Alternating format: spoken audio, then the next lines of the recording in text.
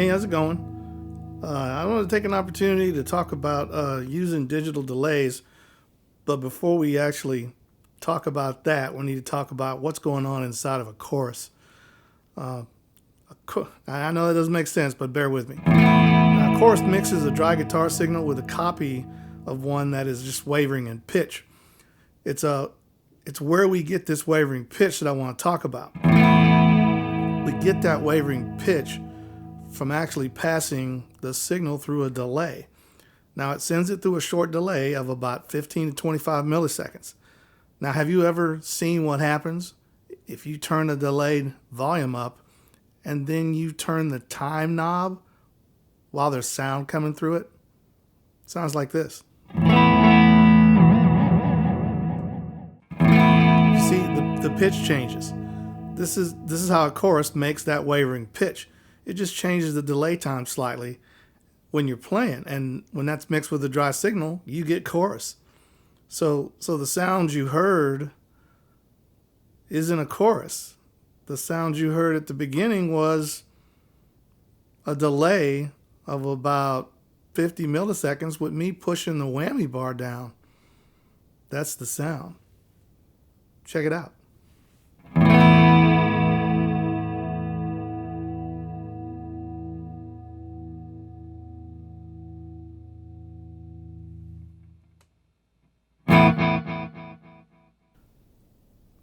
So when you play with delays turned down, you can't even really hear the delay, that it's delay that's being used until you actually stop playing. Then you can hear them trailing off. If there's music accompaniment, you're probably not even going to hear it then. So you can tell that the sound is different, and it's this chorus type thickening of the sound that you're hearing.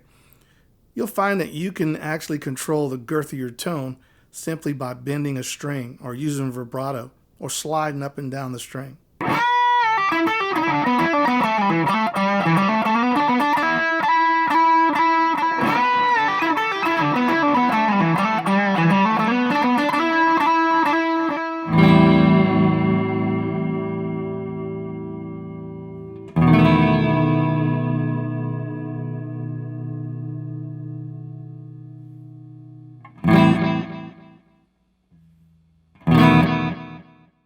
Okay, so one of the things you have to be mindful of is your signal chain when you're using a delay.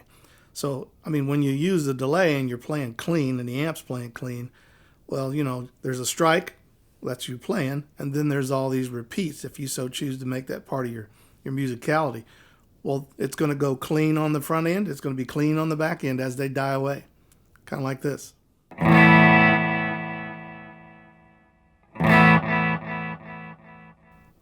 Now, if you put a distortion pedal in front of the delay, well, that's what you're going to get. You're going to get carbon copies of distortion. So your initial hit will be distortion.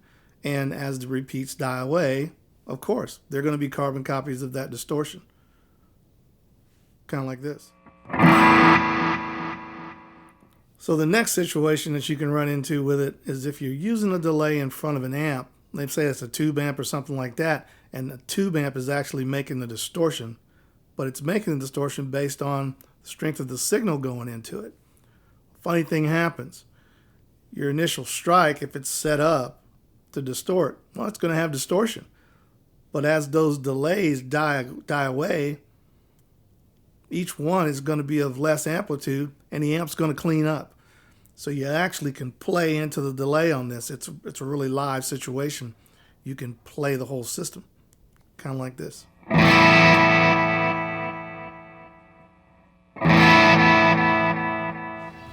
All right, so get in there and start turning the knobs on that thing. Start figuring out how you're going to play, how you can actually get a richer tone from just simply delay.